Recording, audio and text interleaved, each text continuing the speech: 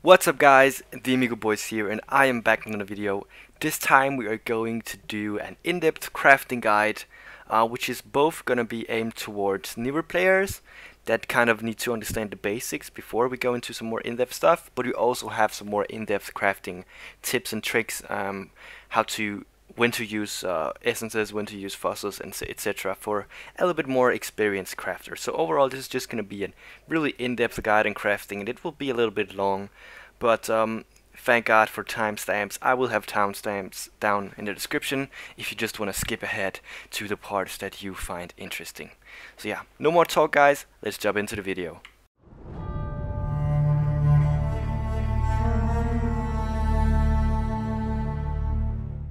Now first I want to start with the item level, because the item level is very important when crafting. Every item in the game has an item level, and an item level is basically something that determines what stats can spawn on that item when it drops or when it gets rolled. So an item level is basically as a base, it is at the same level of the zone you are in, but can be modified by a few things, such as, for example, the rarity of the monster it drops from. So let's say we are in a level 68 map, a tier 1 map, and it drops from a magic monster. A magic monster will give +1 to the item level, so instead of 68, it's going to be 69. And on unique monsters, this is going to be +2. And also on rare monsters. So if it drops from a rare or from the boss, it will be item level 70. On top of that, it can be modified by stuff like strong boxes for up to +5 levels, or in some rare cases, in Delve, for example, there can be a modifier when you press tab here on the Delve biome, which will make monsters drop higher item level items. But in general, it will just be, if you look at the level of the zone and then think either +0, +1, or +2. Depending on what mobs you're killing. That will be the item level. And the item level can be seen whenever you hold Alt and hover over the item. You can see here above the level requirement at the top here, it says item level 83. So this either dropped from a normal monster in an 81 zone. No, I mean either from a rare or unique in an 81 zone, a magic mob in an 82, or a rare monster in a normal monster in a 83 zone, which could be a guardian map or something like that. So now, what does the item level do? The item level, first of all, determines the amount of sockets that can be on an item. This is not really anything fancy at end game, because as long as an item is over item level 50, it will be able to roll 6 sockets, or 4, or yeah, anything lower than that can also roll. So yeah, but it's most important for chest pieces, etc. We just want item level 50 plus, and then you're good to go. That is also why you don't see 6 sockets drop early game. You only see them after level 48, because that's when they can start to drop from bosses. Yeah, it also affects the affixes and mods, which I talked about earlier. If, for example, look, let's just go to gloves here, or just any type of gloves. This is on the Exile database, PoEDB, which is a very, very nice site. I will link down in the description here. It's very nice for just everything PoE related. You can view the stats, like how much life does a mob have, for example, how much life does Shaper have, or you can look at all the mods that could spawn, etc.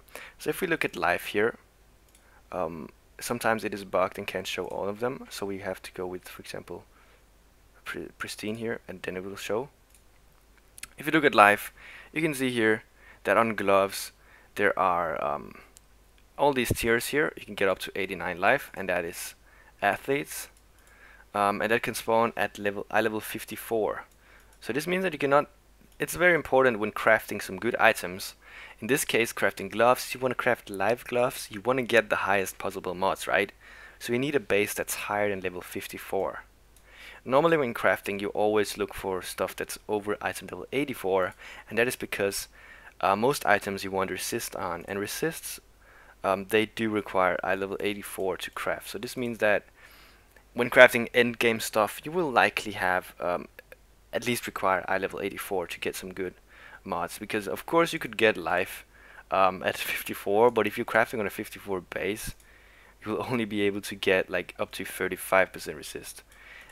Which is is not really that good. It's the same as you can mastercraft basically, so it's not really that good. So yeah, getting I would say eye level 84 plus when crafting is necessary.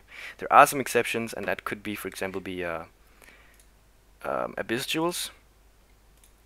Abyss jewels, some of them, for example, if you take the searching eye one, let me just check it here. You don't need 84, you only need 83, because that is for the tier 1 cold. No build would ever prefer fire damage anyways, so you don't give a shit about this mod. You just want the tier 1 cold, and the tier 1 lightning is 82, I believe. So as long as you have 83 on this, it's gonna be fine. But yeah, always just go to this side here and check the rolls for yourself, so you know what item level you will be looking for when crafting.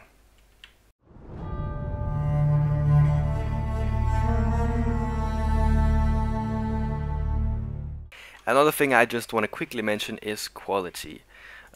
If you're new to the game, you probably don't know what quality means or why it's important, but quality is basically something that you can put on any item, any armor or weapon. You can't put it on jewelry, which will increase the base stats by up to 20%, and in some cases higher, for example. But normally it's 20%. That's the max. Quality on weapons will increase the physical damage you see here on the base weapon itself. So on wands, I don't have quality on this because I don't need to attack with the wand. I'm using it for a spellcaster build, so that's why I don't have it on. But if you were to put quality on it, you can see here it will go up, and the physical damage will turn blue, and that's because you know it's modified. Any white mods means that they're not modified by any of the affixes, but if they turn blue, they're either modified by the stats on it or by quality or implicits. So yeah, here we go. It has 20 quality now, so it basically means that it's 20% higher physical damage. But quality on weapons will be additive with physical damage from the stats. So if you have 200% physical damage on your weapon already, it will just count it as if it was 220. It's not a more multiplier, it's only increased. And on armors, it will increase the energy shield armor or evasion or anything like that. Generally, it's not the most important when you are energy shield or armor basis, but on energy shield basis, getting quality is very important, because energy shield is one of the factors that will make the item either expensive or worth nothing. So in this case, I do have high quality on all my gear because I want to get as much energy shield as possible. And as you might notice, I do have more than 20% quality on some of these items. So how did I get that? Well, on average, or by default, you can see here I can't use this. You can hear I'm clicking, but it won't work. It's capped at 20%. But there are some ways to override this. One of them will be the syndicates. For example, Hillock here, he will be able to have a bench that will give us up to 28% quality. As you can see, I have on my shield here. That's basically 8% increased, more increased energy shield, which is very, very nice. But you can also get it on fossils from fossil crafting, and I will just see if I have one. It's going to be from a perfect fossil like this one. You will re-roll the quality, but it can roll up to 60 or up to 30%, I mean.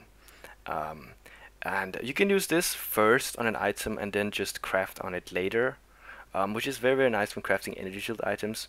I don't know if I have a base for that right now, but if you're crafting energy shield gear, always just use perfect fossils first, get it up to 28 to 30%, and then you can use your other fossils after. It will still keep the quality, so that is very, very nice.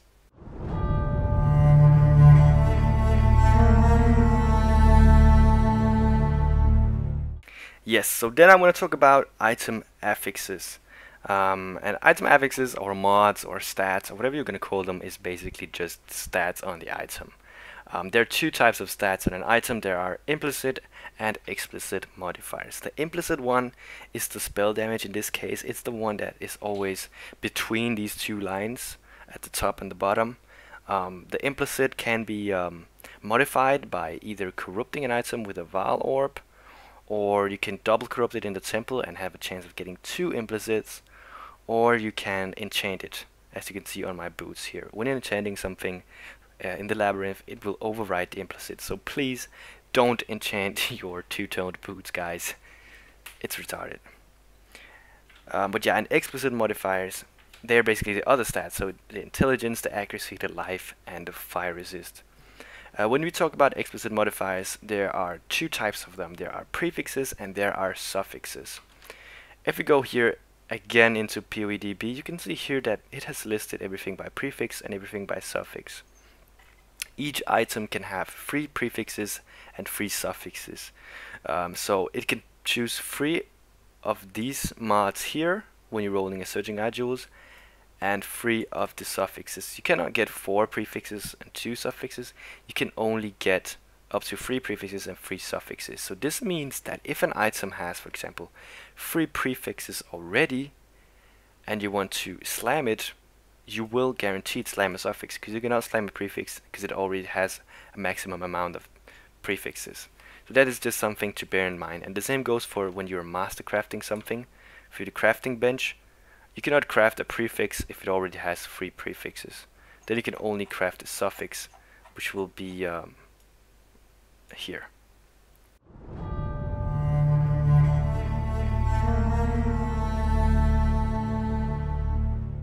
Yes, then I'm just quickly gonna talk about some of the crafting language. So if you're a new player, you might not understand what we're talking about when we, for example, say we have a bricked item or we have a crafting base. What is a crafting base and all that. So I'm just gonna quickly go over some of the terms that you might encounter when you hear somebody talking about crafting. So first of all, we have to slam something.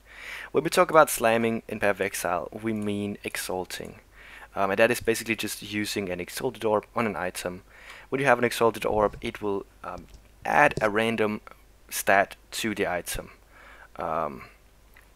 And exalted orbs are of course very expensive. They are at the moment 160 chaos orbs each. So it's not just something you do right away. You need a really good item with a very good potential to be able to justify slamming something. But when slamming, this is what we mean. We mean using an exalted orb on an item. Another thing is to Val or corrupt something. That is just using a Val orb on an item. Divining is using a divine orb, and so on. Then we have a term called the bricked items, and that is when you Val something and it gets corrupted but turns into a bricked rare, or just turns into a rare with random stats. So if you Val something, you could, for example, Val my Chevron's wrappings here, the unique chest piece. Here, it is a chance that it would turn into a rare item. And when it does that, we count it as a brick. I don't know who made this term up, but yeah, we call it in the community, we call it bricks, and I think I have it somewhere. I do have a lot of, I have bricked lore weaves here. They still keep the skin, but you can see it's a corrupted rare with 1 socket. It's pretty damn shit, and it makes up for a trophy, I guess. So yeah, if you want to see how many exalts I bricked these, I paid 4x for each of these. So this is 12x right here, and they're worth nothing, but I just keep them as trophies. It's quite funny. So yeah, the next term is to metacraft something. Metacrafting is a term used when you just repeatedly use something called metamods. We basically, when we talk about metamods, we mean either suffixes cannot be changed or prefixes cannot be changed. And you can use these to force craft mods, but they will cost a lot of exalted orbs, and it's very, very expensive. But ideally you want either a base with 3 suffixes or 3 prefixes, and then you, for example, this one has 3 tier 1, or okay, it has a tier 2 prefix, but then 2 other tier 1s. And this one could be metacrafted, so we craft prefixes cannot be changed, scour it, so you get only the 3 prefixes.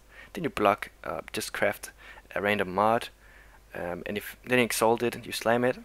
If it turns out good, you slam again. If it doesn't, you just craft the meta mod again, which is prefixes cannot be changed, and then you can scour it and get back to the 3 prefixes only. And then we have something I will call advanced mod descriptions, and that is basically just an option in the UI settings, which you can find here. And this is very, very handy whenever you want to craft, because it shows you the tiers. So when pressing Alt, you can see here that it shows you the tiers, has tier 7 with life, etc. But bear in mind that it is kind of misleading because when we talk about tiers, we generally mean that tier 1 is the highest stat you can get on the base, not just the highest tier of life in the whole game, on all bases. So on boots, the highest tier is 80 to 89, so this would be tier 3, but when holding Alt, it will say tier 7 because it is tier 7 when you count all the items in the game. The tier 1 will be 129, I believe, and that is on chest pieces only. But yeah, so it can be a little bit misleading, but it's still very, very good and gives you an idea of if you're hitting something good or bad.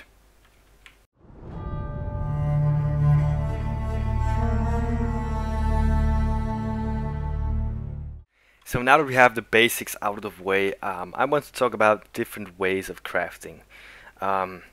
Generally, there are 4 main ways of crafting when you talk about crafting, and I'm gonna go over each one and their benefits, when to use them and when to not use them. The 4 are chaos spamming, essence crafting, fossil crafting, and Alt+Regal crafting. And I'm gonna start with chaos spamming.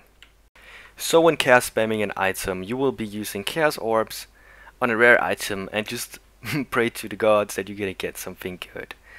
So if you were to use it, for example, let me see if I have an item on these gloves here, and chaos spamming, you would just keep doing this, hoping to get something good. There is nothing deterministic about it, so it's just pure luck on whether you're gonna get something good or not. This is one of the cheapest ways you can craft, because one chaos is it has very low value in the league right now. You can get 160 of these for 1x, but it's also probably one of the worst ways because it's just pure luck. So most people are not chaos spamming anymore. It was something we used to do maybe 3 years ago, but since then there has been a lot of other ways that has been implemented in the game that are just much better for gaining profit. And one of them is essence crafting. Essence crafting takes use of essences here, which is a more deterministic way of crafting, because each essence do have some special mods that it will guarantee on an item. As you can see here, for example, the Shrieking Essence of Woe, it guarantees me energy shield if I use it on other armor, which in this case would be, for example, gloves. It gives me spell damage if I use it on a one-handed weapon as well, for example. So if I were to use this, let me see here on this item, it says it would give me 28 to 35 energy shield. So we use it, and yes, it gave me 34 to maximum energy shield. The other mods will just be random. So it kind of works like an alchemy or a chaos orb, in that sense that all the other mods are random, but it has one guaranteed stat. And if you get the highest tier of essences here, those will generally be equal to a tier 1 mod. So you can, for example, if you want to craft rings with lightning damage, you would just use the essence of Wrath or a Torment here, the deafening one, and you would have equal to a tier 1. Sometimes they go even higher than tier 1. I think the Shrieking one is the tier 1 here. You would just use that on an opal ring and keep spamming these. You will always have the lightning damage mod. So if that's crucial for your build, or if you want to craft lightning damage rings, you just keep using these and you will hit lightning damage all the time. And then it will just be up to luck whether or not the other mods are good. But at some point you're probably going to hit something good and be able to sell them. And why Essences crafting is so good is because that since fossils has been introduced now, fossils are the main way to craft. And they're kind of expensive sometimes, which means that nobody is really essence crafting anymore. And because of that, they are kind of cheap. So for example, some of these essences here only cost 1 to 2 chaos. But they work similarly to chaos, except they guarantee a stat. So if you were to chaos spam something, why not just use essences that cost the same, does the same, but also guarantees a lightning damage mod. So if you were to use the lightning essence, it's probably, I don't know the value exactly, but I would guess it would be 2 or 3 chaos. If you were to use this, yes, you are paying 2 or 3 times more every try, but you can never get lightning damage on 2 to 3 average chaos orbs. That will just not happen. So it's definitely better to use essence crafting in this sense. But again, when you have fossil crafting, which is the next thing I'm going to mention here, essence crafting is not really that good because fossil crafting is just so powerful. So fossil crafting is basically the use of resonators and fossils. When you're delving in the mine, you will probably encounter resonators and fossils. Resonators, again, is working similarly to a chaos orb or an alchemy orb. It depends on what type you get. The blue ones are alchemical resonators, works like an alch. The yellow ones are the chaotic ones, yeah, and they work like a chaos orb. Hence the name and the similarity of them. Then they have sockets, and these sockets can be filled with fossils. Fossils are very powerful as they can alter the outcomes of the chaos orb, which basically means the more sockets, the more altering you can do, and the more blocking and increasing the odds of certain mods you can do. For example, the pristine fossil here gives us more life modifiers and no armor, energy shield, or evasion modifiers.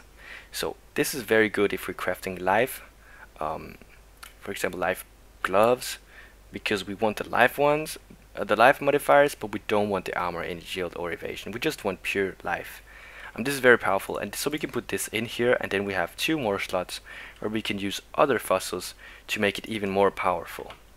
To just explain this, if we go to the gloves here, because this website here, PoEDB, it does have fossil implementation here, so we can like kind of see what it actually does. So if we put in the pristine fossil, in here, you can see that suddenly it removes some of the items from the prefix pool, because that is where the energy shield, armor, or evasion modifiers are placed. But it also it makes some of the mods more bluish, and that is because they have an increased chance of spawning, because we do know already that the pristine fossil, of course, increases the chances of life modifiers. It says more life modifiers. So the life leech, which is also a life modifier, and the maximum life will be increased. The same goes for life gain on kill and life gain for each enemy hit by your attacks. And again, if we were to want to get even more life modifiers, we can block some of the other mods, because you can see here there's a lot of elemental damage modifiers, fire, cold, and lightning. So we could get, I think it is the corroded one, which gives us no elemental modifiers. You can see suddenly we remove some of them, but bear in mind that this will of course also remove the resistances, because they are also elemental resists, right? They are elemental mods too. They will also be removed. So you can kind of fiddle around with this and see if you can come up with some good combinations here. I do have some good ones that I've tried to look for, and in this case it's prismatic, metallic, and etheric on wands, because that will give me a good chance of rolling a great lightning caster wand. So I'm just going to use a couple of these, and you can just see what they actually do. And they give us more elemental damage modifiers, more lightning modifiers, more caster modifiers. They also give us fewer attack modifiers, no physical modifiers, and no poison or bleeding modifiers. This is very good for caster builds that want elemental damage modifiers on them. You can see here we hit the penetration and the lightning damage spells, but nothing else is good. So we're just going to reroll. It's not worth keeping. This is still not good enough. This is still not good enough. This is still not good enough. And of course, when crafting, you need to also be able to identify what mods are good, what mods are high tier, and so on. So I would recommend just kind of using these sites here if you're in doubt of whether or not, for example, the cast speed, what tier is that. You can either press Alt, and it can sometimes be misleading, but in this case it is tier 1, so you know it's the highest. But yeah, either that or just use the site here. You can use it again. We got lightning damage, cold damage over time multiplier doesn't work well with lightning damage, so we're gonna reroll it again. And we got lightning damage to spells, which is pretty cool. That's a prefix. And lightning gems, suffix lightning damage, projectile speed, crit chance of spells. This is decent, but it's not the best. We're gonna keep this for now. I think I can sell it. So yeah. Last but not least, we do have the Alt+Regal Crafting, and that will be when you're just using alterations on a magic item like this, and you roll for something good, and then if you hit two good stats, one prefix and one suffix. In this case, we hit a good suffix. That's tier 2 resist. We're gonna all get, and if we get two of these good mods together, we are then going to regal it. I would never regal this because it's not good enough, but just for the sake of the video, I'm gonna do it anyways. And then you would get another mod. In this case, we got tier 2 dex, which is not too bad. It says tier 3, but it's tier 2 on the gloves, I believe.